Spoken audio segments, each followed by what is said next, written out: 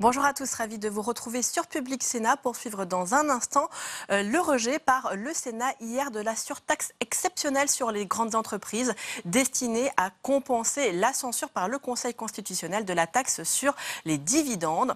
Cette taxe sur les dividendes a été instaurée sous le quinquennat de François Hollande en 2012, mais voilà, elle a été dernièrement censurée par le Conseil constitutionnel, ce qui fait que l'État doit rembourser à ces entreprises la somme de 10 milliards d'euros. Résultat, le gouvernement actuel a construit à la dernière minute cette taxe sur les 320 plus grandes entreprises dont le chiffre d'affaires est supérieur à 1 milliard d'euros. Cette taxe doit permettre de faire rentrer dans les caisses de l'État pas moins de 5 milliards d'euros, les 5 milliards restants étant compensés par l'État lui-même. Tout ce mécanisme a pour objectif de permettre à l'État d'avoir un déficit qui reste sous la fameuse barre des 3%. Vous allez le voir, hier, les sénateurs ont rejeté le projet de loi qui instaure cette surtaxe exceptionnelle, notamment les sénateurs de la droite et les sénateurs du groupe CRCE, ce groupe majoritairement communiste. Tout de suite donc, retour au débat dans l'hémicycle.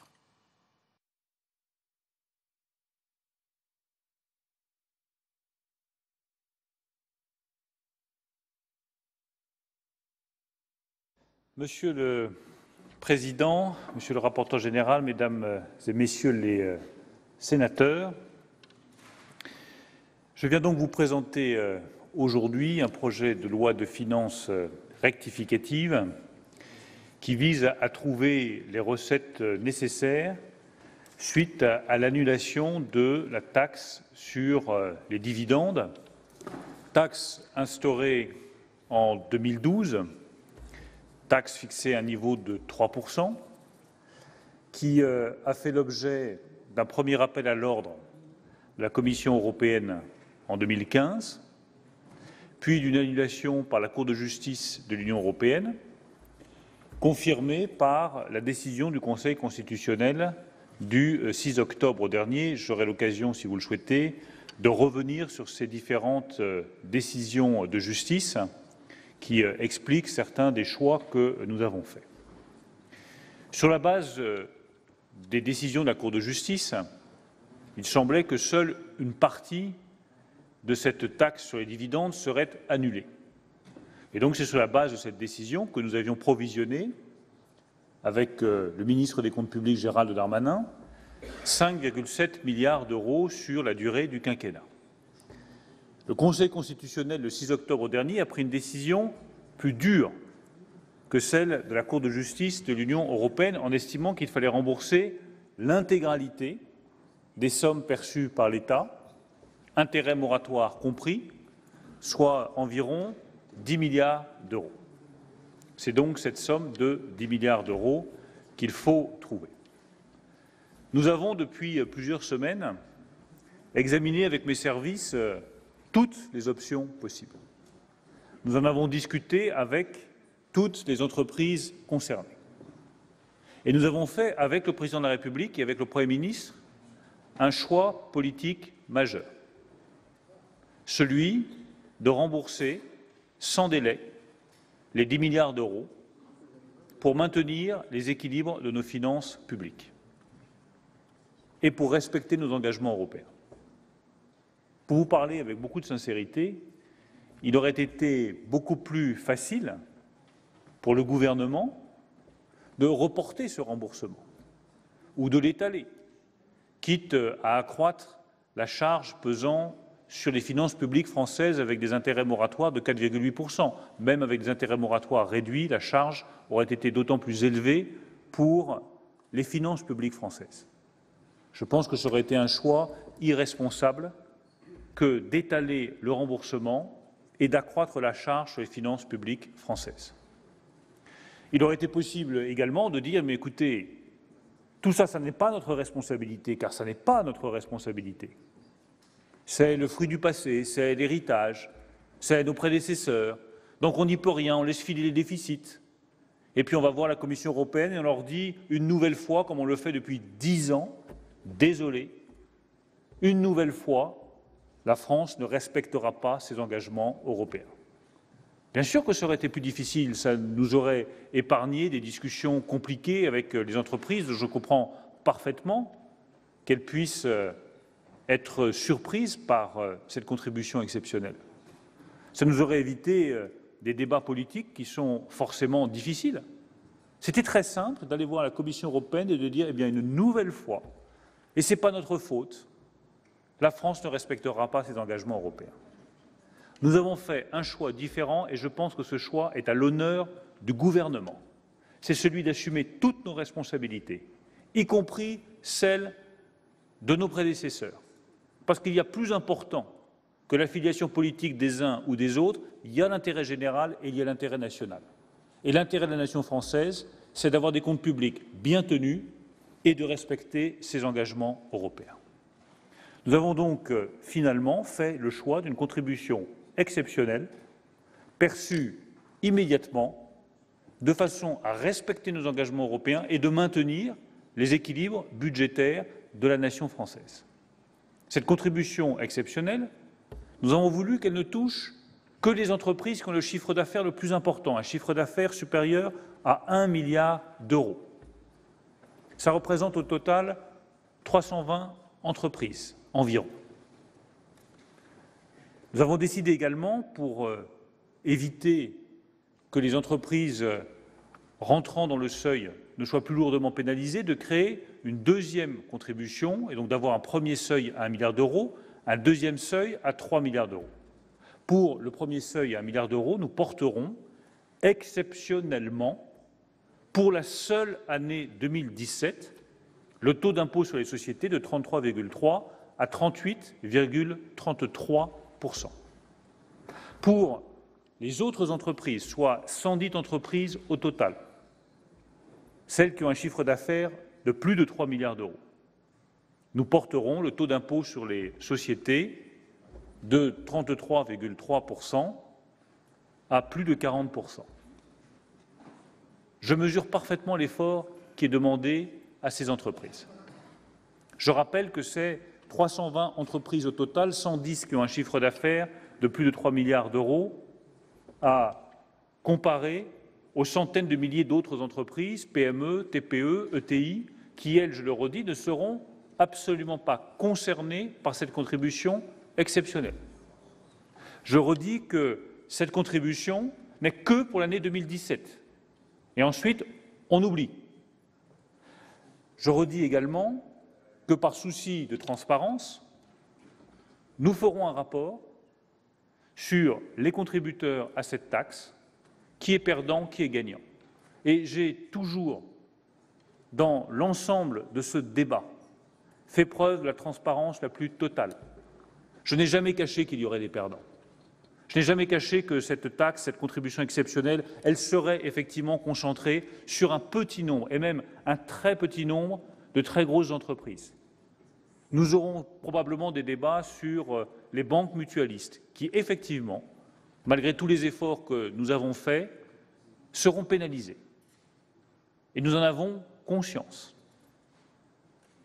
Mais nous assumons ce choix au nom, je le redis, de la bonne maîtrise de nos finances publiques et du respect de nos engagements européens. Nous donnerons dans le rapport qui sera fait toutes les informations sur les perdants et les gagnants de cette contribution exceptionnelle. Enfin, je tiens à dire que ce choix ne modifie en rien les grandes orientations de finances publiques et de fiscalité du gouvernement. Nous avons décidé de baisser l'impôt sur les sociétés, nous baisserons l'impôt sur les sociétés dès 2018. Nous avons décidé de le ramener de 33,3% à ce qui est la moyenne européenne, 25% d'ici 2022. Ce cap-là, il sera tenu. Et si on compare chiffre contre chiffre, il y a une contribution exceptionnelle de 5 milliards d'euros, mais il y a de l'autre côté près de 11 milliards d'euros de dépenses publiques supplémentaires pour alléger l'impôt sur les sociétés des entreprises. Donc notre orientation favorable aux entrepreneurs, à ceux qui créent des richesses, à ceux qui créent des emplois, reste inchangé. Le prélèvement forfaitaire unique à 30% sur les revenus du capital reste inchangé. La suppression de l'impôt sur la fortune, sur les valeurs mobilières, il est supprimé, nous ne reviendrons pas dessus. Toutes les grandes orientations fiscales de notre gouvernement restent les mêmes et nous visons justement cette stabilité fiscale qui crée la confiance pour les entrepreneurs et la confiance pour les investisseurs. Enfin, cette décision nous permet, comme l'a indiqué la Commission européenne hier dans son rapport, de respecter pour la première fois depuis 10 ans nos engagements européens. Elle nous permet de parvenir à un déficit public qui sera enfin en dessous des 3% dès 2017, 2,9% très exactement. Et elle doit nous permettre, comme l'a indiqué le commissaire européen hier, de sortir de la procédure pour déficit public excessif dans laquelle la France se trouve depuis 2009. L'enjeu est considérable.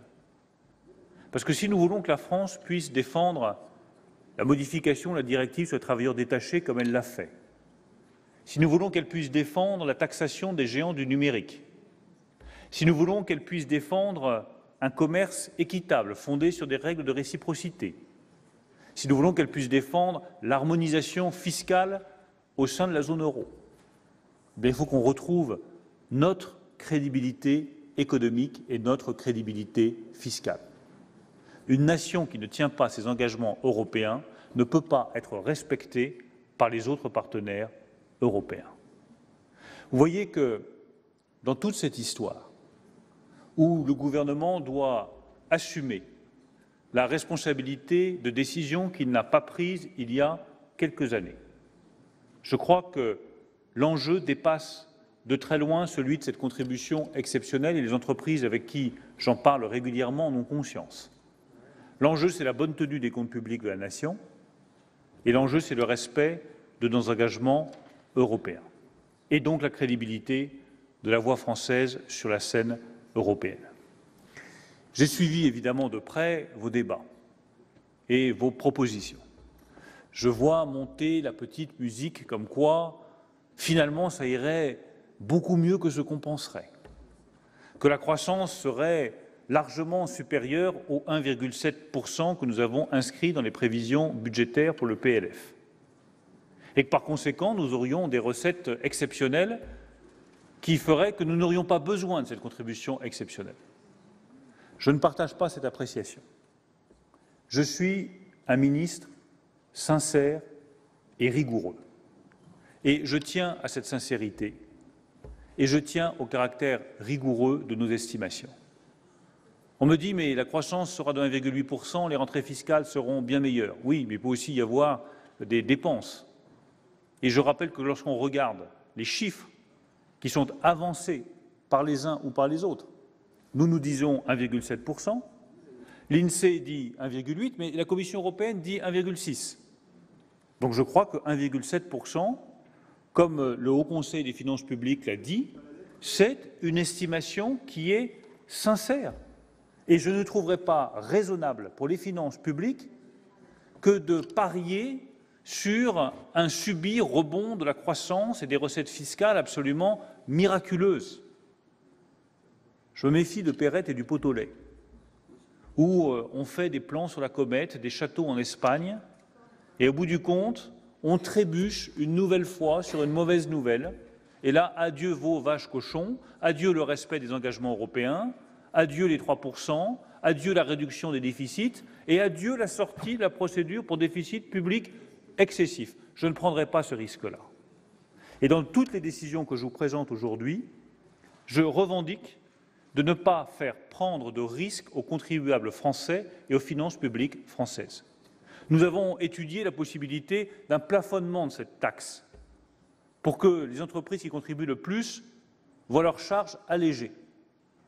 Mais quand nous avons soumis notre proposition de texte au Conseil d'État, avec le montant de la contribution, avec les seuils à 1 milliard d'euros de chiffre d'affaires et 3 milliards d'euros de chiffre d'affaires, nous avons rajouté le plafonnement, un plafonnement à 300 millions d'euros. Nous étions prêts à baisser ce plafonnement. le Conseil d'État a disjoint le plafonnement du reste de notre proposition en disant votre proposition ne pose pas de difficulté, elle est juridiquement solide, mais sur le plafond, nous avons un doute. Je ne veux pas faire prendre dans cette affaire où il y a déjà eu trop d'amateurisme le moindre risque juridique à la solidité de la décision qui vous est présentée. Et je ne prendrai pas davantage de risques sur les évaluations de croissance, parce que je pense que ça ne serait pas raisonnable de parier sur une croissance qui tout d'un coup atteindrait des sommets, des recettes fiscales qui tout d'un coup seraient exceptionnelles. Je préfère rester sincère et rigoureux de bout en bout dans la construction du budget pour 2018, dans les trajectoires budgétaires pour l'ensemble du quinquennat, comme pour le projet de loi de finances rectificative qui est soumis aujourd'hui à votre examen et à votre vote. Je vous remercie. Merci, Monsieur le Ministre. La parole est à Monsieur Albéric de Montgolfier, rapporteur général de la Commission des Finances, pour 10 minutes.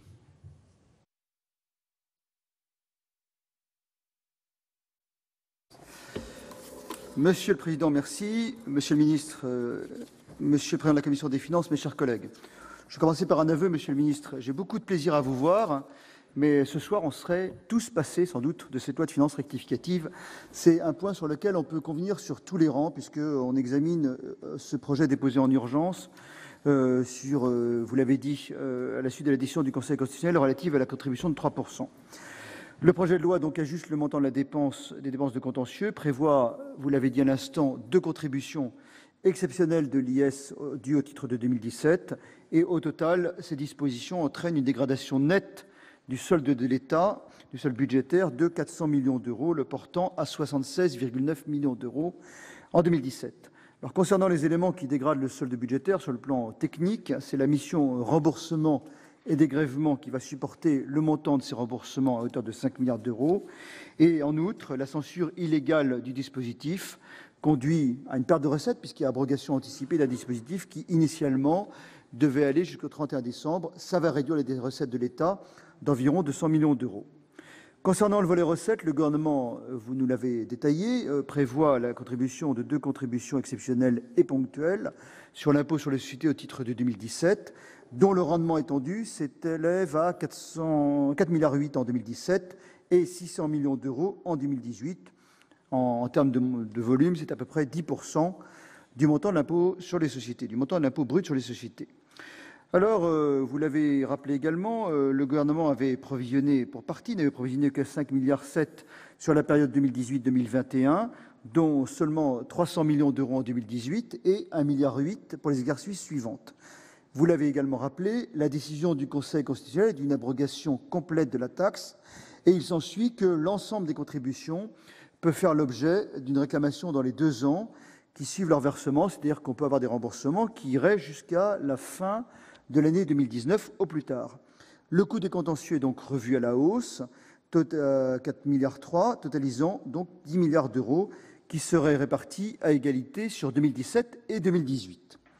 L'État, je vais vite puisque le dispositif est désormais connu, prend à sa charge la moitié seulement des remboursements qu'il doit acquitter et ferait payer l'autre moitié par les entreprises à travers cette taxe.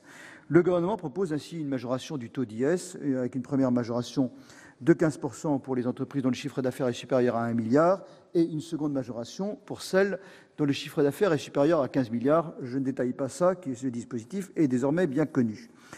Ces contributions permettraient, et on peut souscrire à cette volonté de ne pas dégrader le solde, d'éviter que le solde public s'élève en 2017 à 3,1% du PIB. C'est la volonté que la France sorte, on y souscrit également, du volet correctif du pacte de stabilité. Je crois que c'est un objectif sur lequel chacun peut s'accorder, mais néanmoins, la mesure de rendement qui nous est proposée pose un certain nombre de difficultés. C'est proposé dans l'urgence, vous nous avez expliqué pourquoi, mais si on est tout à fait précis, la fragilité constitutionnelle de la taxe était connue depuis longtemps. Si vous regardez le rapport sur le collectif budgétaire 2016 que j'avais signé, qui prévoyait des aménagements qui étaient à mon sens insuffisants, je l'avais déjà dit en 2016, et si le projet de loi des finances déposé en 2017 inclut bien la suppression de la taxe, il est pour le moins étonnant que la question du remboursement des entreprises surgisse en fin d'année. Voilà, référez-vous aux travaux du Sénat sur le collectif du 2016. Ensuite, la mesure fiscale proposée s'accompagne d'importants biais. Je reconnais que vous avez l'honnêteté de le reconnaître, Monsieur le Ministre, puisque 223 sociétés, 223 sur les 318 redevables, seront perdantes. Pour détailler, c'est l'industrie, c'est le commerce, ce sont les services financiers, vous l'avez cité, les banques mutualistes, qui sont particulièrement concernés. Et le produit est fortement concentré puisque 30 sociétés représentent 71% des recettes prévues. Alors, face à cette situation, ma tentation, et la vôtre sans doute également, aurait été naturellement de rééquilibrer les montants acquittés entre les sociétés, notamment pour faire le plus possible correspondre ces montants aux montants remboursés. Cependant, je reconnais volontiers, une telle initiative conduirait sans doute à reproduire les modalités de taxation qui ont été déjà censurées par le Conseil constitutionnel. Par ailleurs, je crois que le choix d'une contribution additionnelle à l'IS conduit à ne pas pouvoir en modifier les paramètres sans prendre d'importants risques juridiques. C'est pour ça que je pense je reconnais volontiers, il y avait très peu de possibilités. Vous l'avez dit, et on le reconnaît de manière honnête. Le gouvernement avait tenté de moduler les effets de la surtaxe grâce à un mécanisme de plafonnement. Vous l'avez rappelé, le Conseil d'État a jugé ces dispositions contraires à la Constitution. Donc, je pense que, malheureusement, la solution prise est peut-être la moins mauvaise. Je dis malheureusement parce que c'est une surtaxe. En tous les cas, on aurait souhaité pouvoir mieux faire correspondre les montants à rembourser aux montants acquittés. Ce n'est malheureusement pas possible. Si on peut regretter cette absence de marge de manœuvre sur les modalités de la taxation, il faut néanmoins souligner que le montant que les entreprises doivent acquitter est particulièrement élevé et dans un calendrier qui est très contraint. C'est un signal malheureusement négatif donné aux entreprises et sans doute un potentiel frein à la croissance économique. Surtout, et c'est là où nous allons avoir une différence, vous l'avez abordé, le gouvernement a calculé le montant de sa mesure de rendement au regard du respect de la règle des 3%, sans procéder à une actualisation de l'hypothèse de croissance. Vous auriez pu le faire dans ce projet de loi de finances, j'ai entendu ce que vous avez dit sur la prudence, et c'est là où nous avons une divergence, sans revoir ces hypothèses d'élasticité des recettes à la croissance. Le gouvernement a simplement réinscrit des prévisions qui datent de septembre dernier. Alors, j'ai bien entendu, Monsieur le Ministre, ce que vous avez dit à l'instant. Il faut être prudent, mais nous considérons qu'il y a une meilleure élasticité. Et pour cela, nous nous sommes appuyés sur vos propres termes dans la lettre que vous avez adressée à la Commission européenne le 31 octobre 2017 et en réponse au vice-président et au commissaire européen, à M. Dombrovskis et à M. Moscovici. Vous avez dit nous estimons que les recettes, c'est une citation intégrale, les recettes tirées dans les prélèvements obligatoires en 2017 pourraient être supérieures à ce qui est attendu dans le PLF.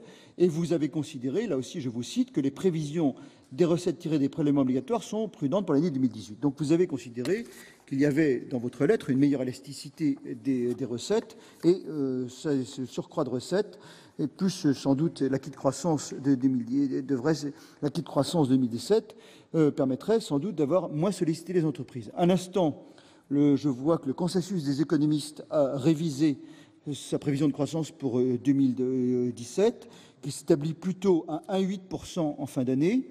Donc, vous avez dit que la Commission, c'était 1,6. Donc, il est à peu près certain que nous avons, en tous les cas, une meilleure élasticité des prélèvements obligatoires au PIB et qui devrait être, en tous les cas, supérieure au montant de retenue. Ce n'est pas une hypothèse. Je faisais à l'instant référence à votre propre lettre à la Commission européenne et vous avez mentionné notamment cette élasticité des recettes plus élevée, très probable. Donc, nous vous croyons sur votre écrit et nous en tirons les conséquences. Meilleure élasticité des recettes, ça contribue tout simplement à accroître les rentrées fiscales, puisque tout simplement l'effet d'une variation de 0,1 point de l'hypothèse des élasticités peut, c'est pas le plus optimiste, c'est très prudent, aboutir à spontanément 2,5 milliards d'euros de recettes en plus. Donc vous voyez que spontanément, en révisant cette élasticité, en tirant les conséquences de ce que vous écrivez à la Commission européenne, eh bien, nous pourrions avoir spontanément 2,5 milliards d'euros en plus. Ça veut dire quoi ? Ça veut dire que la Commission des finances, vous le comprendrez bien, en tire les conséquences et vous propose, à défaut, et nous le regrettons, à défaut de pouvoir réviser les paramètres de la nouvelle contribution, ce que nous aurions souhaité. Eh bien, à défaut, nous ajustons la contribution des grandes entreprises au montant qui est strictement nécessaire pour respecter nos engagements européens. C'est la raison pour laquelle je vous proposerai tout à l'heure, la Commission a adopté un amendement plutôt qui réduit de moitié la contribution exceptionnelle qui est demandée aux entreprises, et ça pour tenir compte de la meilleure élasticité des recettes. Ce sera l'objet de cet amendement que je vous proposerai tout à l'heure et qui a été adopté par la Commission européenne. Encore une fois, Monsieur le Ministre, vous n'êtes pas responsable de cette situation. Nous regrettons de devoir nous réunir ce soir. Situation. Nous savons que les marges de manœuvre sont très réduites. Nous souscrivons plutôt à l'idée de cette surtaxe qui présente moins de risques juridiques, mais nous souhaitons tenir compte de la meilleure élasticité des recettes pour ne moins solliciter les entreprises. Je vous remercie. Oui, je vais répondre rapidement, Monsieur le Président, pour que chacun prenne la mesure de ce qui se joue ce soir. Moi, j'entends parfaitement les remarques qui ont été faites par les Républicains, mais je ne vois pas quelle solution alternative ils nous proposent. Dans le fond, ils proposent de ne pas respecter les engagements européens. Je veux juste que chacun, au moment où il va appuyer sur son bouton et il va voter, ait conscience que l'amendement déposé par Bruno Retailleau mettra le déficit en 2017 au-dessus de 3%, et la suppression de l'article qui vous est proposé ce soir mettra le déficit clairement très au-dessus, au moins à 3,1%.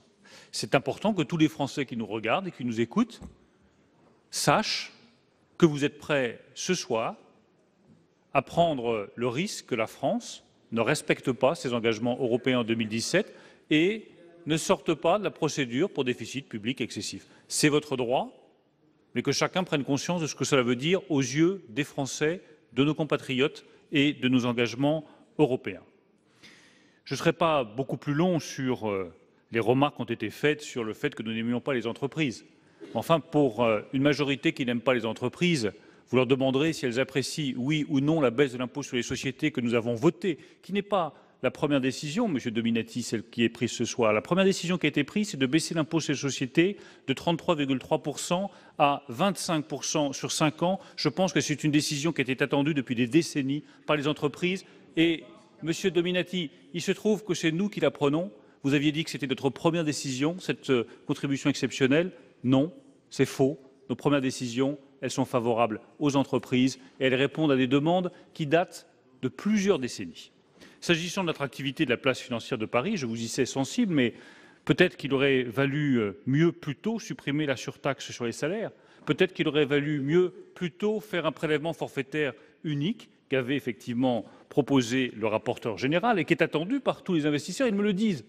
Les grandes banques anglo-saxonnes attachent de l'importance à ce prélèvement forfaitaire unique que nous avons mis en place. Enfin, je rappelle, vous nous reprochez de faire la politique du précédent gouvernement socialiste. Enfin, dans ce cas-là, nous n'aurions pas voté la suppression de la taxe infrajournalière qui avait été adoptée par la précédente majorité et que nous avons eu le courage de supprimer pour rendre la place financière de Paris plus attractive, faire venir des grandes institutions financières et créer des emplois à Paris. Comme je sais que vous y êtes sensible et que vous êtes honnête, vous reconnaîtrez que c'est une bonne décision qui favorise l'arrivée de nouveaux emplois ici sur Paris. S'agissant de la remarque très importante faite par le rapporteur général sur la meilleure élasticité des recettes, ce que j'ai écrit à la Commission européenne, c'est que nous tablions sur une meilleure élasticité des recettes pour 2018, où là, nous pouvons espérer effectivement que la conjoncture macroéconomique donnera cette meilleure élasticité des recettes. Mais en fin d'exercice budgétaire, alors que nous sommes quasiment mi-novembre, on ne peut pas tabler pour 2017 sur une meilleure élasticité des recettes. En revanche, là aussi par ce souci de sincérité qui nous caractérise, nous avons tenu compte de la possibilité d'avoir un rendement de l'impôt sur les sociétés plus élevé en 2017 qu'en 2016, puisque la croissance est meilleure, et donc nous avons tablé sur une augmentation de 8% du rendement du taux d'impôt sur les sociétés. On tient compte de ce meilleur rendement. En revanche, on ne table pas sur de l'élasticité macroéconomique dès 2017, mais uniquement en 2018. Sur les risques de contentieux, je tiens à dire que la DGFiP est pleinement mobilisée en fin d'année pour gérer ce risque qui effectivement existe. S'agissant de l'idée de bricolage ou d'improvisation, je le conteste formellement. C'est une décision du Conseil constitutionnel. On prend les décisions rapides responsable qui s'impose. Ou alors on fait le choix, effectivement, de laisser filer, comme certains le proposent ici ce soir. Nous prenons des décisions qui sont responsables. Et j'ajoute qu'on ne peut pas, là encore, nous reprocher de faire la politique de nos prédécesseurs. Combien de personnes m'ont proposé de rétablir la taxe? On m'a dit, mais c'est très simple la solution, monsieur le maire. On va vous la donner, la solution, monsieur le ministre. Il y a eu le conflit sur les OPCVM, ça a été très bien rappelé. La taxe a été jugée illégale. Donc on revote en 2012 une nouvelle taxe, à nouveau illégale. Et certains viennent me dire, mais il n'y a pas de problème, revotez à nouveau, vous, ministre des Finances, une nouvelle taxe à nouveau illégale. Je refuse cette solution. Et je préfère une contribution exceptionnelle, mais qui repose, je le rappelle, sur la suppression par l'article 13 du projet de loi de finances pour 2018 de la taxe sur les dividendes. La taxe sur les dividendes est supprimée et elle n'est pas remplacée. Alors que majorité de droite comme majorité de gauche, jusqu'à présent, avait choisi la solution de facilité, de faire preuve d'imagination fiscale et de remplacer une taxe illégale par une nouvelle taxe illégale. Mais on peut continuer comme ça jusqu'au calende grec, à remplacer des taxes illégales par des taxes illégales. Nous mettons fin à ce processus infernal. Nous supprimons la taxe sur les dividendes. Nous ne la remplaçons pas. Nous ne la remplaçons pas. Alors que d'autres auraient pu le faire. Nous faisons simplement une contribution exceptionnelle que nous limitons à 5 milliards d'euros sur les entreprises. Enfin, il y a des remarques très intéressantes qui ont été faites sur les leçons à tirer sur les procédures budgétaires. J'attendrai le rapport de l'IGF pour en tirer toutes les conclusions, mais je partage totalement ces analyses. Il est évident qu'après des années et des années de cafouillage fiscal, il est peut-être temps d'en tirer les leçons sur nos procédures, sur nos décisions, au Parlement, comme chez moi, dans mon ministère. Merci, Monsieur le Ministre. La discussion générale est close. Nous passons à la discussion du projet de loi de finances rectificative pour 2017. Et je commence par mettre aux voix l'article liminaire. Est-ce qu'il y a des explications de vote? Je n'en vois pas. Donc, qui approuve cet article liminaire? Merci de bien vouloir le manifester en levant la main. Merci. Qui vote contre? Qui s'abstient? Il est adopté. Sur la première partie, conditions générales de l'équilibre financier, à l'article 1er, je suis saisi de l'amendement 11 rectifié. Qui va le présenter? Amendement de Bruno Retailleau. Monsieur Husson. Monsieur le ministre, mes chers collègues, je vais en profiter pour, à côté en même temps que l'argumentation dont vous avez bien compris, puisqu'elle a été exposée dans nos propos, en tous les cas, sur le caractère à la fois sincère de votre démarche, mais injuste de la décision. La franchise de votre propos, la sincérité de votre expression, Monsieur le ministre, pour nous, ne valent pas blanc-seing pour une décision dont nous continuons à dire qu'elle est injuste pour les entreprises et qu'elle est également un mauvais signe pour débuter. Certes, des mesures de plus long terme intéressantes sont prises, vous l'avez dit, mais comme l'a dit le secrétaire d'État lorsque nous l'avons auditionné avant-hier, dans les situations d'urgence, on prend souvent de mauvaises décisions. Alors, il faisait état à des lois d'urgence. Je me suis permis de lui dire que, de la même manière, on pouvait penser qu'une décision comme celle-ci, prise dans l'urgence, obéissait à la même logique. Je vous laisse encore le bénéfice du doute, mais je pense, là encore, que les entreprises ont besoin d'un cadre stabilisé. Et la première mesure que vous prenez, c'est effectivement de rompre la trajectoire que vous avez proposée et que nous partageons, c'est-à-dire d'alléger la charge pesant sur les entreprises, et notamment la charge fiscale, pour permettre à notre économie, à nos entreprises de repartir, de favoriser à la fois le développement économique, la croissance et l'emploi. Et c'est un très mauvais signe qui est donné à nos entreprises. C'est la raison pour laquelle alors vous nous avez fait également un procès d'intention en disant « je ne vous entends pas proposer ». Mais dans nos propos, nous vous avons dit qu'il y avait d'autres solutions. Elles auraient pu passer par des arbitrages différents faits par le gouvernement, sous l'autorité du Premier ministre, qui pouvaient prendre des chemins divers. On a parlé de vente des participations. Ça pouvait être des arbitrages d'économie dans la dépense publique pour dégager ces 5 milliards d'euros. J'avoue, pour terminer, que vous aviez peu de temps par rapport à la décision de justice, mais la décision de l'inconstitutionnalité et du Conseil constitutionnel a été rendue alors même qu'au cœur de l'été, déjà, on savait qu'il y avait un gros risque. Simplement, nous n'avions pas cette ampleur. C'est la raison pour laquelle, Monsieur le Ministre, nous maintenons évidemment la décision et nous défendons cette suppression. Merci, chers collègues. Monsieur le rapporteur général, l'avis de la Commission des finances, s'il vous plaît. Merci, Monsieur le Président. Monsieur le Ministre, mes chers collègues, je partage bien évidemment tout ce qui a été dit par Philippe Dominati, par notre collègue Husson à l'instant, sur la charge sur les entreprises. Et fondamentalement, je crois que nous sommes tous, les uns et les autres, le ministre l'a reconnu très très honnêtement, gênés par le fait que ceux qui sont contributeurs ne sont pas forcément ceux qui bénéficieront des remboursements.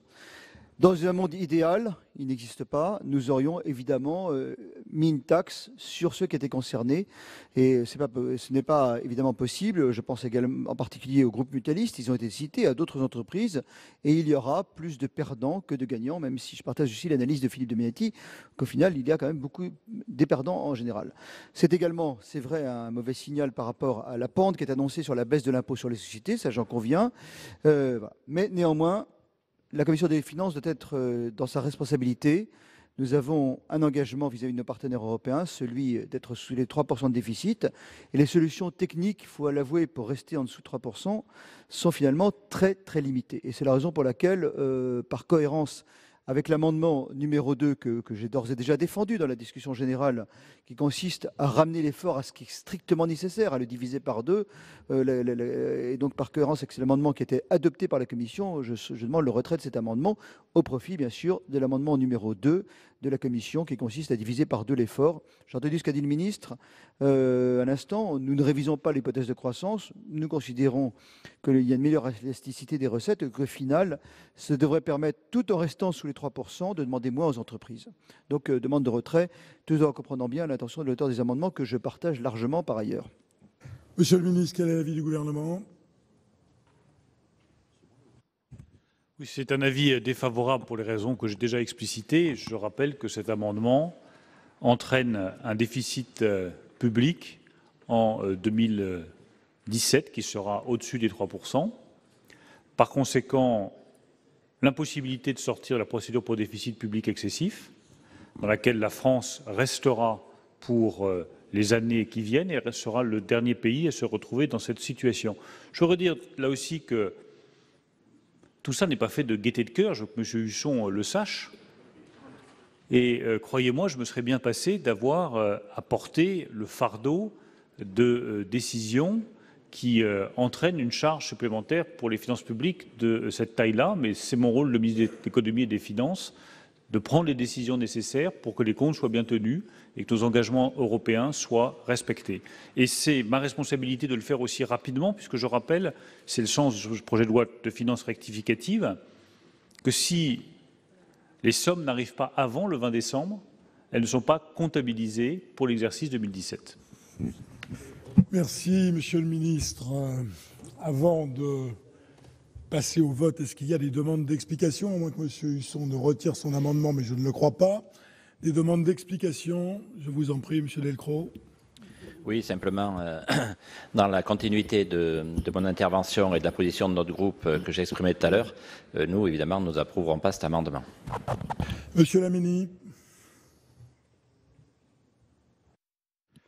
Oui, merci, Monsieur le Président. Monsieur le Ministre, chers collègues, on peut comprendre, je dirais, les difficultés de Monsieur le Ministre dans cette situation. Et c'est vrai que lors de l'audition, il y a 2 jours, de Monsieur Benjamin Griveaux, c'est sûr que nous avons posé différentes interrogations tout à fait légitimes, mais c'est vrai, on peut comprendre difficilement qu'une telle situation soit arrivée. Par rapport, je dirais, on a évoqué aussi la qualité de notre haute administration aussi, donc on ne peut pas comprendre tout. De l'autre côté, en commission des finances, le rapporteur général a donné aussi sa position. C'est vraiment très difficile et puis c'est le monde économique qui est concernés fortement, et les groupes mutualistes en particulier aussi, avec 319 entreprises concernées. Donc là, on est face à un dilemme d'une certaine manière. Et c'est vrai que, dans mon cas, à titre personnel, sur cet amendement que je peux partager d'une certaine manière, mais d'un souci de cohérence par rapport au déficit et au seuil de 3%, je dirais, à titre personnel, je m'abstiendrai. Merci, chers collègues. Je vous informe que j'ai été saisi d'une demande de scrutin public par le groupe Les Républicains sur cet amendement 11 rectifié. Je vous rappelle que nous avons un double avis défavorable de la Commission et du Gouvernement. Il va être procédé au scrutin public dans les conditions fixées par l'article 56 du règlement. Le scrutin sera ouvert dans quelques instants. Voici le résultat du scrutin numéro 7 sur l'amendement numéro 11 rectifié. Compte tenu de l'ensemble des délégations de vote accordées par les sénateurs aux groupes politiques et notifiées à la présidence, nombre de votants 337, nombre de suffrages exprimés 328, pour l'adoption 134, contre 194, le Sénat n'a pas adopté. Nous passons maintenant à l'amendement numéro 4. Monsieur Longuet.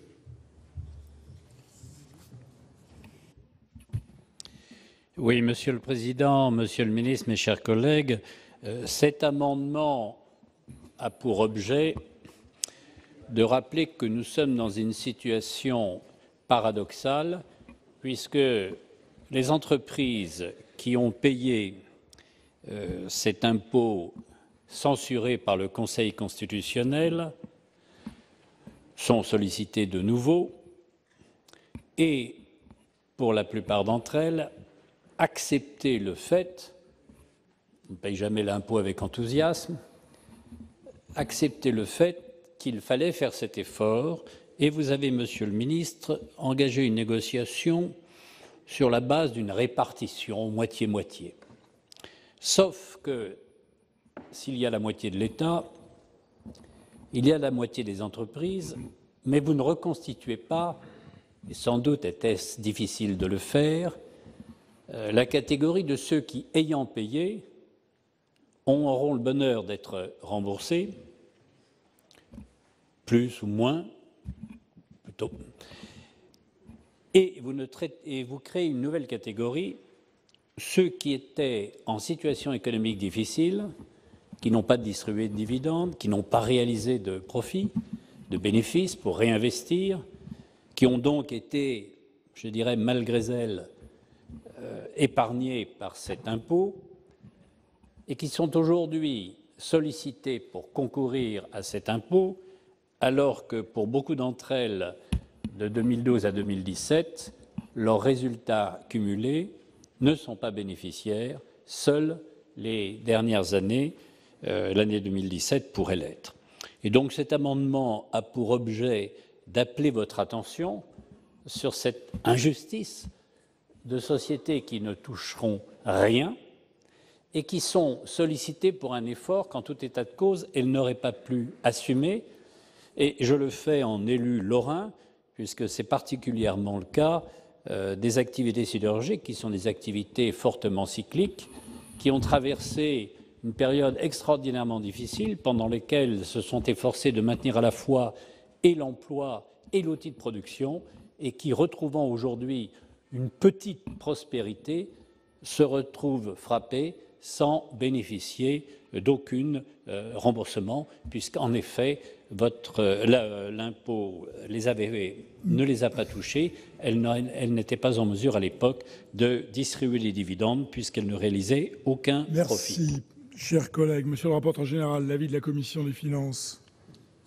Je comprends très bien ce que dit Gérard Longuet, mais il y a deux difficultés, me semble-t-il, dans l'amendement. D'abord, si je lis bien le dispositif, il dit en cumul l'issue de la période couverte par la taxe instaurée par l'article 6, donc il crée un lien avec cette taxe qui a été censurée.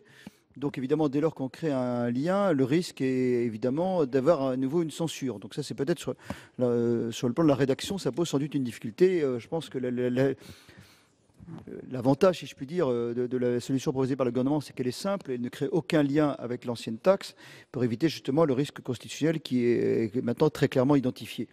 Sur le fond, il me semble que ce que souhaite Gérard Longuet est déjà satisfait par le dispositif proposé par le gouvernement, puisque les règles de droit commun, me semble-t-il, apportent une solution à ce qu'il a exposé. Donc peut-être que le ministre pourra nous éclairer. A priori, donc, il serait satisfait. Les règles notamment de report des résultats cumulés devraient s'appliquer normalement. Et je pense que c'est la raison pour laquelle la Commission souhaitait le retrait. Mais on va attendre le ministre. Monsieur le ministre, l'avis du gouvernement.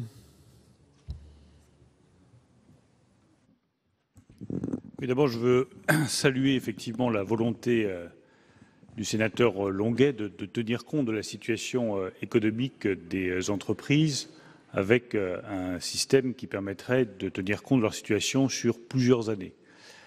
La difficulté qu'a très bien expliqué le rapporteur général, c'est qu'en créant le lien avec la précédente taxe, on a un fort risque d'inconstitutionnalité et je ne veux faire prendre aucun risque de constitutionnalité.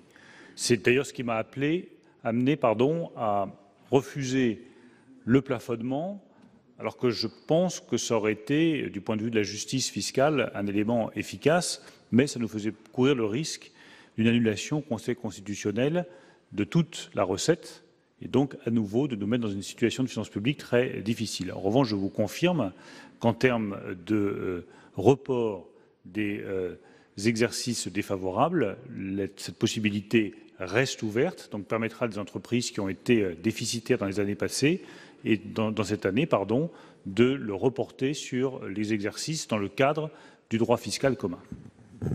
Monsieur Longuet, vous le retirez. Viennent ensuite deux amendements faisant l'objet d'une discussion commune. Monsieur Savoldelli pourrait utilement nous présenter les deux, puisque le second est un amendement de repli. Très bien, Monsieur le Président. Le premier, ça ne va pas vous surprendre. Au regard de mon intervention tout à l'heure, nous proposons de prolonger la perception de la contribution exceptionnelle eu égard à la situation des comptes publics. Voilà, donc il y a un élément de cohérence. Trois mots. Donc nous sommes, vous avez compris, pour un amendement, c'est pas technique, c'est que nous souhaitons, que soit pérennisée la majoration de l'IS. D'autant que quand même, je rappelle, parce que là on en parle depuis tout à l'heure, mais on vient de nous demander 4,5 milliards d'euros à des entreprises qui ont quand même cumulé 1620 milliards de CA et 45 milliards de bénéfices fiscaux. Quand même pas sur la paille. Hein? Non, mais voilà, je veux dire, il faut relativiser quand même les choses. Et on a aussi accordé aux entreprises près de 50 milliards d'allègements de cotisations sociales et 27 milliards de CICE. Donc voilà, il y a un moment, il va falloir, c'est sûr, qu'on rende des comptes au monde du travail. Parce que le capital, c'est aussi parce qu'il y a des millions de femmes, des hommes et de jeunes qui travaillent. Vous voyez, il n'y a pas que le travail abstrait, mesdames, messieurs. Merci. Monsieur le rapporteur général, l'avis de la Commission. Pardon. Oui, sur les deux. Bon, les deux amendements participent de la même philosophie. L'un, c'est étendre cette contribution exceptionnelle à 2018. L'autre, c'est de la prolonger dans le temps. Évidemment, ça va totalement à l'encontre de ce qu'on va soutenir par ailleurs, je pense, dans le PLF, c'est-à-dire la pente annoncée à la baisse de l'impôt sur les sociétés. Bon, là, on est malheureusement dans une soirée un peu exceptionnelle sur une contribution qu'on souhaite très exceptionnelle. En anglais, on dirait one shot, donc on n'en parle plus ce soir. On n'a surtout pas envie de prolonger l'exercice et de maintenir un taux élevé, l'impôt sur les sociétés, dont les uns et les autres ont rappelé le caractère très élevé en Europe. Donc voilà, donc ce serait vraiment une solution, évidemment, qu'on ne peut pas du tout approuver, donc avis très défavorable. Ministre, même avis, j'imagine ? Même avis. Défavorable. Je vais mettre aux voix le premier amendement. Qui vote ? Vous vouliez reprendre la parole, monsieur ? Monsieur le Président, non, j'en profite, je l'ai fait à la Commission des Finances, monsieur le Ministre. Je serais intéressé que la Commission des Finances du Sénat, et avec le concours de vos services, on explore la question de la dette privée. Les mécanismes de la dette privée en France, et comme on fait beaucoup de comparaisons entre les questions des dettes publiques des États, de l'Europe, je serais très intéressé qu'on regarde les mécanismes de la dette privée de chaque pays européen. J'ai commencé à regarder, il y a des chiffres assez surprenants. Et des fois de pays dont on compare souvent, je pense à l'Allemagne, où il y a eu, qu'on le veuille ou non, un patronat qui a peut-être pris moins d'aventures qu'ailleurs, etc., etc. Donc je pense, parce que nous la payons, la dette privée, L'État France la paye, hein, monsieur le ministre, vous le savez très bien. Donc c'est une question qui me semble importante. Je m'excuse pour cette digression, mais j'ai Merci, chers collègues. Je vous remercie, monsieur le président.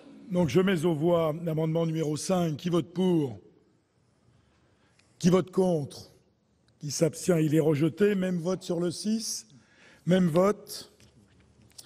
L'amendement numéro 2 de la Commission des finances, présenté par monsieur le rapporteur général, c'est fait. Il a déjà été présenté. Hein. Je le redis, une élasticité simplement des recettes simplement de 0,1 point supérieur à ce qui était prévu engendrerait 2,5 milliards d'euros de recettes supplémentaires. Ça permettrait de diminuer d'autant la contribution, on la diviserait par 2.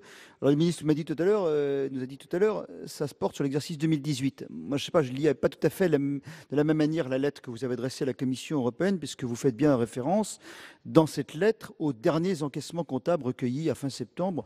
Donc ça semble, dans cette rédaction, se référer à l'actualité immédiate. Donc s'il y a des meilleurs encaissements, une meilleure élasticité des recettes, ça devrait se traduire par un surcroît de recettes. Une élasticité de 0,1 point, c'est 2,5 milliards. Ça veut dire concrètement, le taux, on le passe de 15 à 7,5. On le diminue par 2. On demande non pas 5 milliards aux entreprises, mais 2,5 milliards. C'est l'objet de l'amendement qui a été adopté par la Commission. Monsieur le ministre, l'avis du gouvernement. Ce que nous propose le rapporteur général, c'est un pari. Alors, connaissant M. de Montgolfier, c'est un pari qui est évidemment raisonnable, réfléchi et sage. Mais ça reste un pari.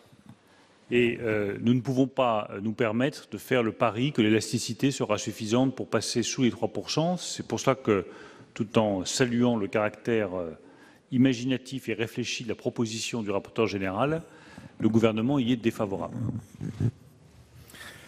Des explications de vote, je vous en prie, Monsieur Bargeton. Oui, merci. C'est un amendement important, en effet, de fond.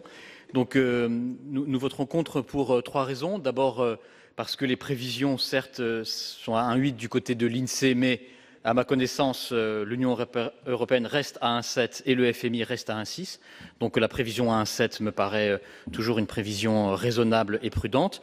La deuxième raison, c'est que nous venons de nous interroger sur la qualité de la façon dont nous élaborons la loi, et je trouve paradoxal de vouloir, à l'occasion d'un PLFR vraiment d'urgence, très particulier, avec un objet unique, de revoir les hypothèses de croissance. Je pense que ce n'est pas vraiment le lieu. Et puis, je pense que s'il y a des bonnes nouvelles, elles peuvent être utilisées à meilleurs escients. Donc, pour ces 3 raisons, je ne voterai pas cet amendement, mais dont je reconnais effectivement le caractère, bien sûr, important et intéressant. Monsieur Dominati. Oui, je voulais simplement dire au rapporteur général que ce n'est pas une question d'équilibre ou de risque, comme l'a bien dit le ministre. Ce n'est pas une discussion de boutiquier, c'est un problème d'éthique. Nous étions contre cette taxe il y a 5 ans. Ça, c'est une réalité. Je ne sais pas si 5 ans de socialisme a fait évoluer la situation ou la vision que vous pouvez avoir sur cette taxe.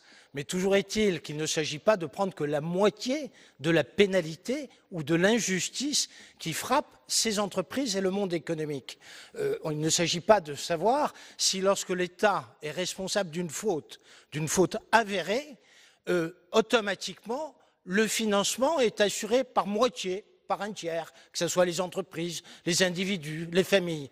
Et là, vous êtes en train d'établir un principe comptable. Il y a une faute, mais comme l'État reconnaît la faute, eh bien, automatiquement, on en trouvera le financement par moitié. Ce n'est pas comme ça que nous voyons au groupe l'amendement tel que vous le présentez. Donc, c'est pour ça qu'a priori, le groupe s'opposera à votre amendement. Monsieur Claude Raynal. Oui, Monsieur le Président, Monsieur le Ministre, Monsieur le rapporteur, nous voterons également contre cet amendement. Nous voterons contre cet amendement parce qu'il dit quelque chose d'assez antinomique avec finalement le projet de loi qu'on vient de boucler tout à l'heure sur la trajectoire des finances publiques. On a voté à votre initiative un amendement disant s'il y a des bonnes nouvelles, elles doivent être consacrées d'abord à la baisse de la dette. Bon, et là, la première application que vous en faites, c'est de lui trouver une utilisation autre. Bon, non, moi je veux être en ligne avec ce que vous nous avez proposé, monsieur le rapporteur général, et donc on ne votera pas évidemment cet amendement. Monsieur Gabouty. Oui, comme je l'ai dit dans mon propos liminaire, on est face à un problème qui est un problème de finances publiques. La solution qui est proposée n'est pas une solution qui est satisfaisante, qui est brillante, elle n'est pas forcément équitable, mais je crois qu'on doit être également réaliste. Et si l'élasticité permet d'avoir 2,5 milliards de plus de recettes, qu'elles soient affectées au désendettement de notre pays, je pense que c'est l'intérêt général. Alors, au niveau des entreprises, je suis très souvent le défenseur des entreprises, non pas par principe, mais pour, je crois que ce sont vraiment le moteur de notre économie et même de la solidarité nationale. Sur ce cas-là, nous sommes dans des entreprises qui payent plus d'1 milliard d'euros. Certaines peuvent être dans des situations éventuellement difficiles, des grandes entreprises, des situations difficiles, ça existe. Mais on est sur une base qui est la base de l'impôt sur les sociétés. Si elles ne font que très peu de résultats imposables, elles n'auront qu'une contribution relativement faible, fût-elle majorée, je dirais, d'un certain nombre de points. J'ajouterai que sur la plupart de ces sociétés, contrairement peut-être à beaucoup de PME, le taux effectif d'imposition sur les sociétés n'est pas de 33%, le taux réel. Si vous regardez exactement quel est le taux, il se promène entre 5 et 20%. Pour les grandes entreprises, mais à partir d'1 milliard et de 3 milliards d'euros, je crois que c'est assez souvent le cas. Et en plus, il y a des crédits d'impôt qui échappent à la base imposable, comme le CICE, ce qui était probablement une erreur du gouvernement précédent, et ce qui pose des problèmes dans sa transformation en charge sociale, ou le crédit impôt recherche. Donc, d'une certaine manière, ce qu'on va leur reprendre aujourd'hui de manière ponctuelle a déjà été financé par des avantages fiscaux de l'État.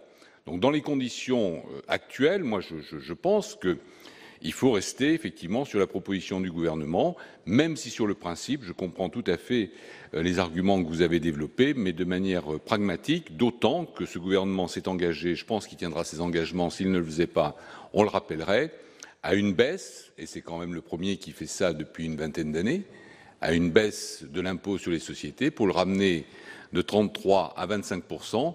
Donc essayons de lui faciliter les choses dans les objectifs de tenir les 3% au niveau européen et de réduire notre dette publique. Et à ce moment-là, il faut le soutenir dans la position de récupérer 5 milliards d'euros sur cette taxe. Monsieur Bernard Delcros. Oui, merci, Monsieur le Président. L'amendement du rapporteur général ouvre un sujet intéressant. Néanmoins, je veux rappeler à mon tour que l'une quand même de nos priorités fortes, c'est de réduire les déficits et de réduire la dette publique. Deuxièmement, cette contribution exceptionnelle s'adresse, ça a été dit, à des entreprises dont le chiffre d'affaires est supérieur à 1 milliard ou à 3 milliards d'euros, qu'on sait que l'essentiel de la recette est concentré sur des entreprises dont le chiffre d'affaires est supérieur à 14 milliards d'euros et qu'elle ne s'applique quand même, cette contribution, que sur les bénéfices et pour une année. Donc je pense qu'il faut rester sur la proposition qui est faite si on veut être dans une logique de ne pas dégrader notre déficit public. Gérard Longuet.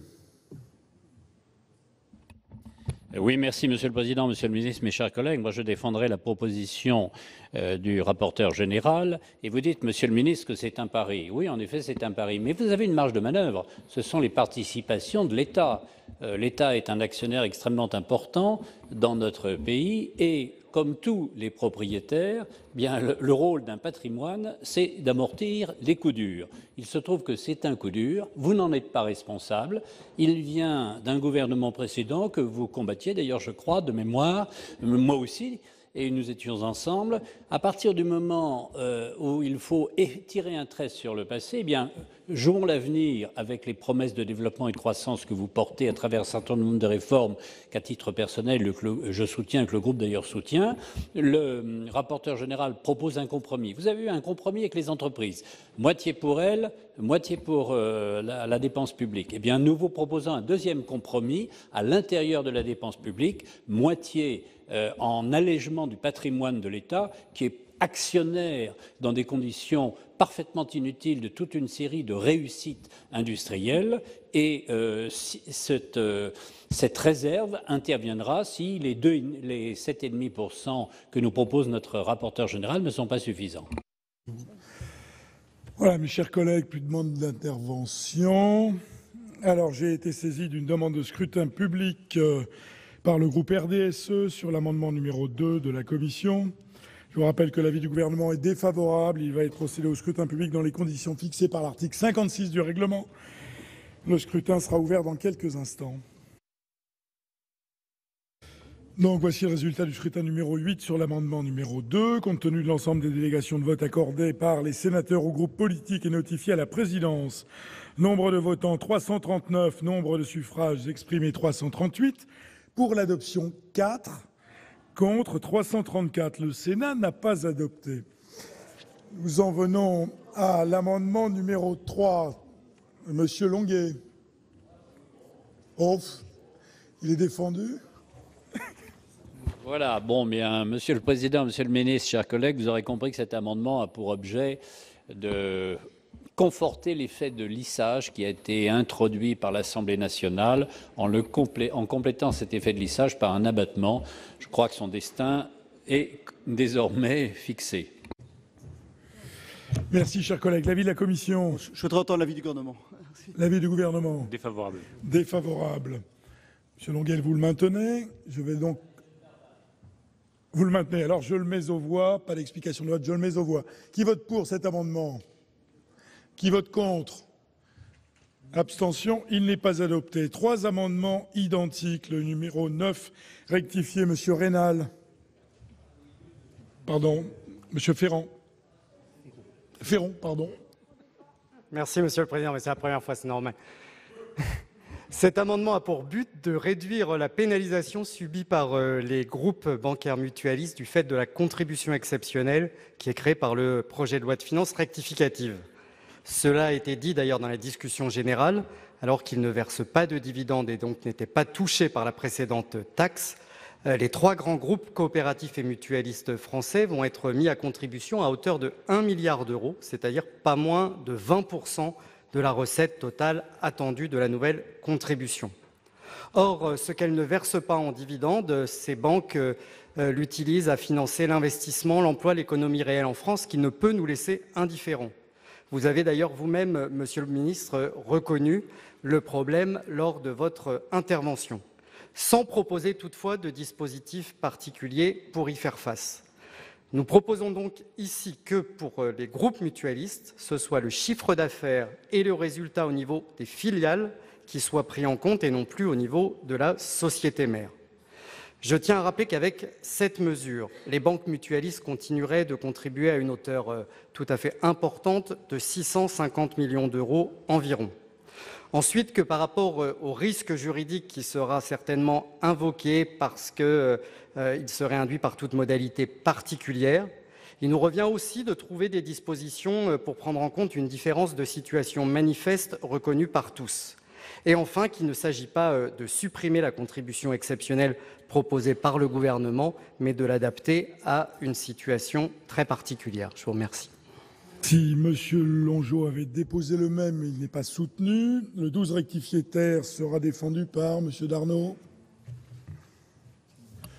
Oui, je ne vais pas, Monsieur le Président, redévelopper les arguments que notre collègue vient d'exposer et qui reprenaient également l'amendement proposé par notre collègue Jean-François Longeau. Je crois qu'il est juste important de rappeler quand même que ces banques qui ont leur activité en France, qui sont présentes aussi dans nos territoires via leurs caisses régionales, financent l'économie réelle. Et à ce titre, je crois que la solution qui vient d'être exposée me paraît aller dans le bon sens pour ne pas pénaliser outre mesure ces banques mutualistes. Merci. Monsieur le rapporteur général, quel est l'avis de la Commission ? Je l'ai dit tout à l'heure, je l'ai reconnu volontiers, même le ministre l'a dit, les groupes mutualistes contribuent, c'est vrai, fortement à cette nouvelle contribution. Dans un monde idéal qui n'existe pas, nous aurions fait quelque chose de ciblé qui excluait ceux qui n'étaient pas bénéficiaires des remboursements. Ce n'est malheureusement pas possible au regard de la jurisprudence du Conseil constitutionnel. On ne va pas faire une longue analyse juridique à cette heure-ci. Et malheureusement, tout dispositif de bricolage juridique risque à nouveau de nous soumettre à la censure du Conseil constitutionnel. Donc reconnaissons que le mécanisme du gouvernement, il a au moins un mérite, c'est celui d'être simple. Il crée une contribution exceptionnelle sur un impôt existant en conservant les mêmes bases fiscales, les mêmes règles de calcul. Ça paraît en tous les cas moins risqué et je le regrette beaucoup pour les groupes mutualistes. Mais vous comprendrez que la Commission ne peut que vous demander le retrait. Je pense que cet épisode ne doit pas nous conduire à un risque d'une troisième censure d'une longue chronique auquel on aimerait mettre fin ce soir. Monsieur le ministre, l'avis du gouvernement.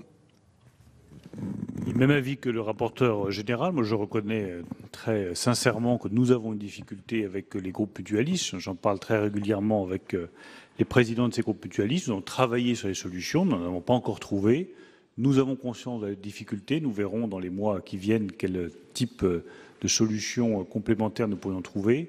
Mais votre amendement, malheureusement, nous expose, alors pour le coup, ce n'est pas un pari, c'est une certitude, à une rupture d'égalité devant l'impôt, donc à une annulation.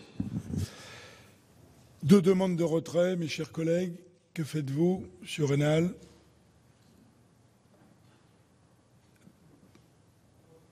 On va voter. Alors, Madame Lienemann a demandé la parole en explication de vote. Oui, je connais bien l'argumentaire qui vise à nous expliquer qu'on est obligé de traiter tout le monde à égalité, ce qui n'est évidemment dans les principes républicains tout à fait normal.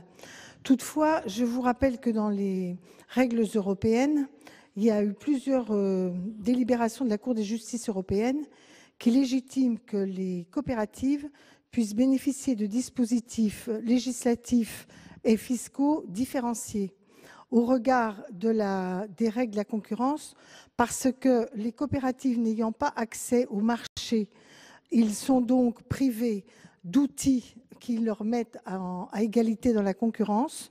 Il est donc légitime que les États membres puissent spécifier des outils fiscaux ou des outils spécifiques pour le statut coopératif.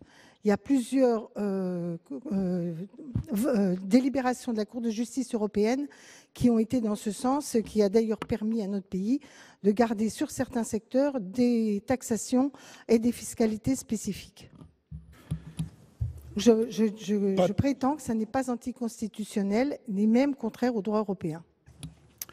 Pas d'autres demandes d'explication de vote, donc je vais mettre aux voix l'amendement 9 rectifié et l'amendement 12 rectifié terre. Qui vote pour?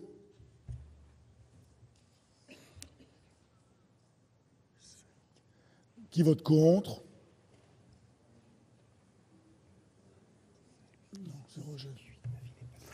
Ils ne sont pas adoptés. 2 amendements identiques faisant l'objet d'une discussion commune. Le 1 rectifié, Monsieur Canvet. Oui, Monsieur le Président, c'est aussi un amendement qui tente à caractériser les entreprises du secteur de l'économie sociale de façon particulière. Monsieur Capu pour le numéro 13. Oui, je pense qu'il y a un consensus quasiment sur tous les bancs pour considérer que les sociétés qui ne versent pas ou qui versent peu de dividendes devraient être exclues de la nouvelle taxe. Alors, j'entends qu'il puisse y avoir des difficultés juridiques. C'est vrai que dans le laps de temps qui nous a été donné pour déposer nos amendements, on n'a pas eu le temps, nous, d'examiner la pertinence juridique ou pas. En revanche, il me semble qu'il y a un consensus sur le fait d'exclure ces sociétés sur un critère tout à fait objectif qui est le taux de dividende versé ou pas. Quel est l'avis de la Commission des finances, monsieur le rapporteur général? Moi-même, on peut que souscrire sur l'attention des auteurs de ces 2 amendements, mais le risque de rupture d'égalité est patent.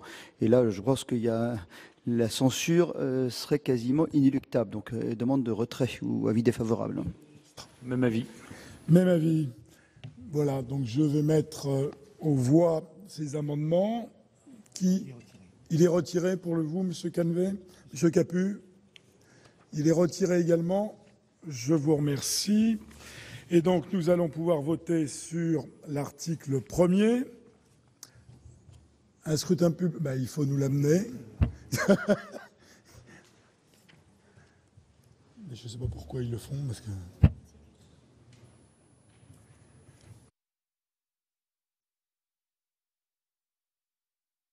En tous les cas, elle arrive d'une demande de scrutin public par le groupe Union centriste. Je vous rappelle, sur cet article 1er, il va être procédé au scrutin public dans les conditions fixées par l'article 56 du règlement.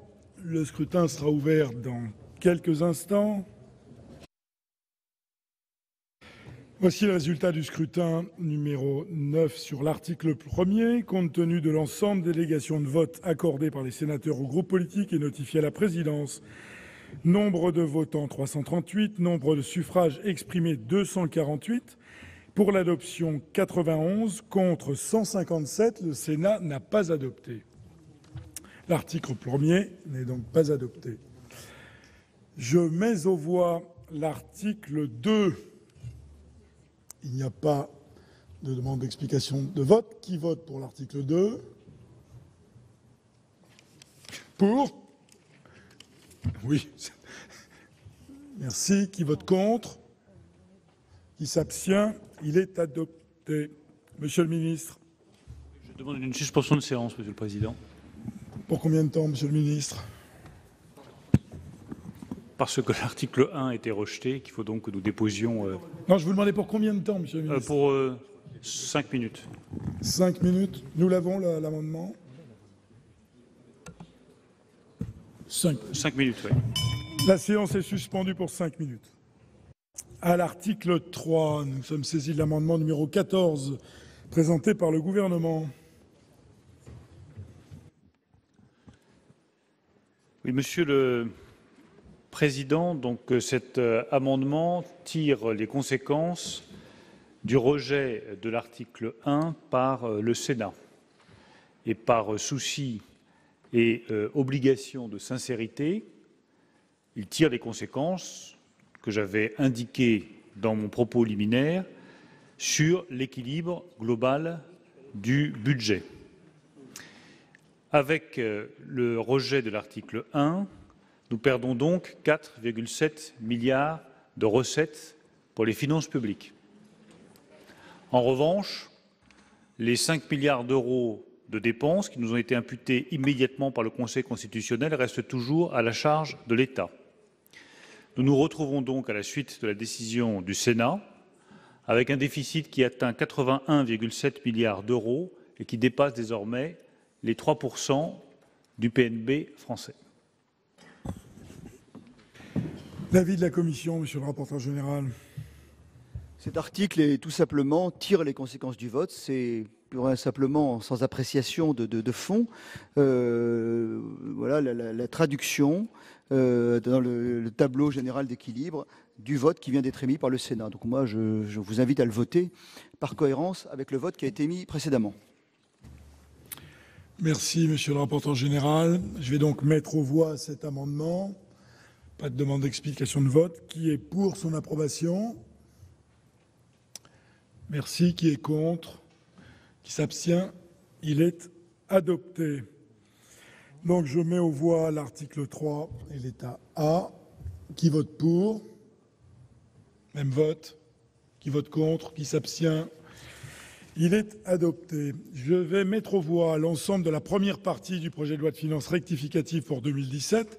Je rappelle qu'en application de l'article 42 de la loi organique du 1er août 2001 relative aux lois de finances et de l'article 47 bis alinéa 2 du règlement, lorsque le Sénat n'adopte pas la première partie d'un projet de loi de finances, l'ensemble du projet de loi est considéré comme rejeté. Y a-t-il des demandes d'explication de vote? Je n'en vois pas. Donc je mets aux voix l'ensemble de la première partie du projet de loi. Qui vote pour? Merci. Qui vote contre? Qui s'abstient? La première partie est adoptée. Sur la seconde partie, je mets aux voix l'article 4 et l'état B. Pas de demande d'explication de vote. Qui vote pour? Qui vote contre? Qui s'abstient? Il est adopté. Je mets aux voix l'article 5. Qui vote pour? Qui vote contre? Qui s'abstient? Il est adopté. Après l'article 5, un article additionnel, l'amendement numéro 8, présenté par M. Savoldelli. propose qu'on aille directement au vote, Monsieur le Président. On passe directement au vote. Alors, pardon, l'avis de la Commission. Oui, je vais trop vite. Défavorable. Défavorable au gouvernement. Défavorable. Défavorable également. Je le mets aux voix. Qui vote pour? Qui vote contre? Qui s'abstient? Il n'est pas adopté. Après l'article 5, l'amendement numéro 7, Monsieur Savoldelli. Même procédure. Même chose, même jugement. Même avis défavorable. Même avis. Alors, même vote du Sénat sur cet amendement. Même vote, il n'est pas adopté. Eh bien, je vais mettre aux voix l'ensemble du projet de loi de finances rectificative pour 2017. Y a-t-il des demandes d'explication de vote sur l'ensemble du texte? Je n'en vois pas. Je mets donc aux voix le projet de loi de finances rectificative pour 2017. En application de l'article 59 du règlement, le scrutin public est de droit. Il va donc être procédé dans les conditions fixées par l'article 56 du règlement. Donc, voici le résultat du scrutin numéro 10 sur l'ensemble du texte. Compte tenu de l'ensemble des délégations de vote accordées par les sénateurs aux groupes politiques et notifiées à la présidence, nombre de votants 338, nombre de suffrages exprimés 241, pour l'adoption 135, contre 106, le Sénat a adopté. Voilà pour le rejet par le Sénat de cette surtaxe exceptionnelle destinée aux grandes entreprises et qui doit venir compenser la censure par le Conseil constitutionnel de la taxe sur les dividendes. 157 sénateurs ont donc voté contre, le groupe LR et le groupe CRCE à majorité communiste. Il y a eu du côté des votes pour 91 sénateurs, les centristes, le groupe de la République En Marche et encore le groupe RDSE. Enfin, les socialistes et les indépendants se sont abstenus. Sachez que ce matin, ce texte fait l'objet d'une commission mixte paritaire qui rassemble députés et sénateurs. L'échec de cette commission mixte paritaire est d'ores et déjà annoncé. Et finalement, ça devrait être donc l'Assemblée nationale qui va avoir le dernier mot. Vous pouvez toujours voir et revoir toutes les séances sur notre site publicsena.fr. Très bonne journée sur les chaînes parlementaires.